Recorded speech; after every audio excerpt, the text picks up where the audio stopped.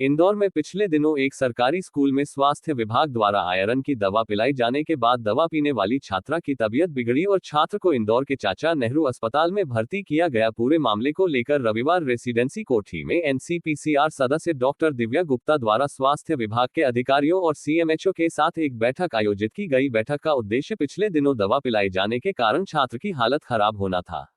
दरअसल इंदौर की residency meeting hall में एनसीपीसीआर सदस्य डॉक्टर दिव्या गुप्ता द्वारा मुख्य चिकित्सा एवं स्वास्थ्य अधिकारी doctor Bhur Singh Satya, child specialist doctor Praveen Jadiya और अन्य सदस्यों के साथ एक बैठक आयोजित की गई। बैठक में मौजूद अधिकारियों से डॉक्टर गुप्ता ने वह घटनाक्रम को लेकर सवाल किया और मीडिया से बात करते हुए कोई बैठक का मकसद बताया कि दवा पिलाने के बाद जो छात्र की हालत बिगड़ी उसकी जानकारी लेने के साथ साथ पिलाई गई जमाई सरकार के एक कार्यक्रम के तहत है। पिलाई गई दवा का रिएक्शन विपरीत आया जिससे छात्रा की तबीयत बिगड़ी। आपको बता देंगे दवा पिलाने का कार्य 120 बच्चों को किया गया जिसमें से एक बच्चे की तबीयत दवा पीने के बाद बिगड़ी। क्या कारण था कि आखिर दवा उसे बच्चों को रिएक्शन कर गई? तमाम तरह की जानकारियां जुटाने के लिए डॉक्टर दिव्या गुप्ता चाचा नेहरू अस्पताल भी गई थी और आज एक बैठक के माध्यम से अधिकारियों और कर्मचारियों के साथ इस पूरे मामले को डिस्कस किया गया। चलने वाले कार्यक्रम में कोई व्यवधान न आवे, कार्यक्रम सुचारू रूप से चले। चल रहे कार्यक्रम को लेकर डाटा एकत्रित होना और कार्यक्रम को और बेहतर प्रक्रिया के तहत करना। वह दवा कंपनी जिसकी दवा पीने के कारण छात्र की हालत बिगड़ी उसका रनिंग बैच सीज कर लिया गया है। दावों की रैंडम सैंपलिंग फिर से कराई जा रही है जिसके सैंपल पहुंचा जा रहे हैं। लैब टेस्टिंग के बाद हकीकत सामने आएगी। इस दवा कंपनी से दवा आगे बनवानी है या नहीं ये भी रिपोर्ट के बाद ही तय हो पाएगा।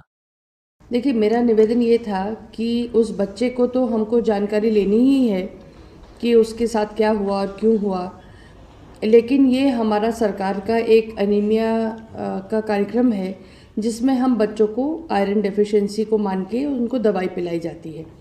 सरकार की नीयत में कहीं कोई दिक्कत नहीं है, सरकार तो बच्चों के लिए अच्छा ही चाहती है, लेकिन किसी किसी बच्चे का उसका रिएक्शन थोड़ा सा आउट ऑफ प्रोपोर्शन ज़रूर है।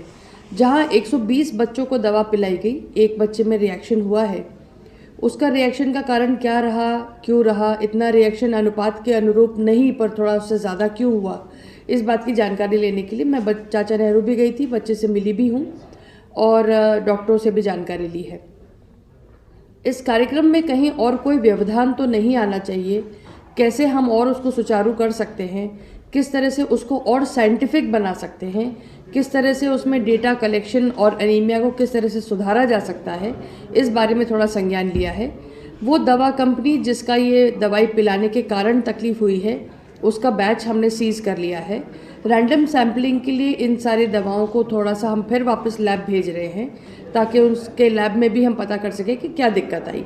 वापस इस दवा कंपनी से हमको बनवाना है या नहीं बनवाना है, इसके बारे में भी हम संज्ञान लेंगे। Thank you.